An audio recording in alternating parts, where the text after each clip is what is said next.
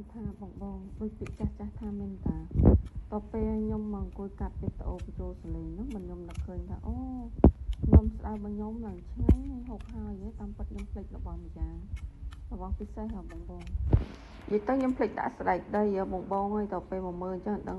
អូចឹងមែនតាចឹងមកថាតម្រៃជើង4គង់មានផ្្លាត់អ្នកប្រាជ្ញស្ទាត់គង់មានផ្លេចចាឥឡូវនេះខ្ញុំអត់មានតម្រៃហើយក៏អត់មានអ្នកប្រាជ្ញដែរតែខ្ញុំភ្លេចមែនហើយបងមើលស្ដៅខ្ញុំស្ដៅប្រកបក្នុងទូកកបងអញ្ចឹងថ្ងៃនឹងដែរមានសាច់មាន់កពើសជាមួយសាច់3ជាន់បងខ្ញុំស្ដៅជាមួយទឹកប្រហុកហើយអូខ្ញុំភ្លេចមែនបងបានថែមស្អីដីទៀតមិនដឹងរសជាតិ100លើ100ដឹងទេបងហើយអញ្ចឹងខ្ញុំប្រើជាមួយសក់ស្រូវ2ផ្លែពេញប៉ោះ2ផ្លែហើយថ្ងៃហ្នឹងនិយាយពីថាបងហើយទៅទិញបន្លែ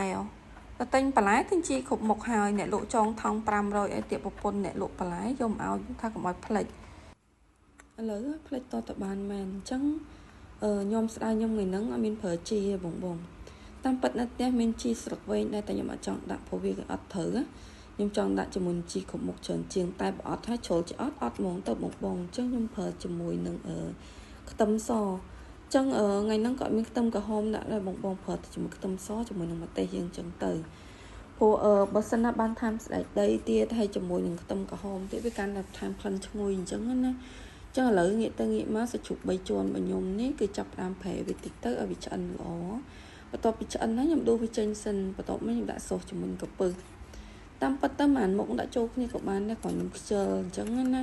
ធ្វើម្ដងមួយមុខទៅព្រោះក្រពើវាត្រូវការដាក់តែមួយផ្លែទេហើយខ្ញុំដាក់កដៅជាមួយនឹងនិ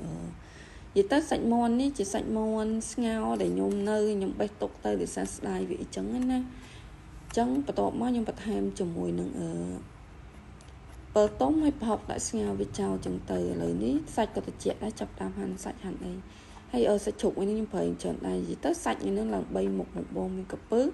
មានសាច់មាន់ហើយមានសាច់3ជាន់តិចចឹងថ្ងៃហ្នឹងណានិយាយទៅបើមិនឆ្ងាញ់ទៀតមិនបាច់និយាយទេបងគ្រាន់តែសាច់ឡើង3មុខប៉ុណ្ណឹងហើយដាក់ស្ដៅចូលបន្ថែមជាមួយនឹងសាច់មាន់ក្រពើដាក់ចូលមកបន្ថែមខ្ទឹមនិងម្ទេសទៀត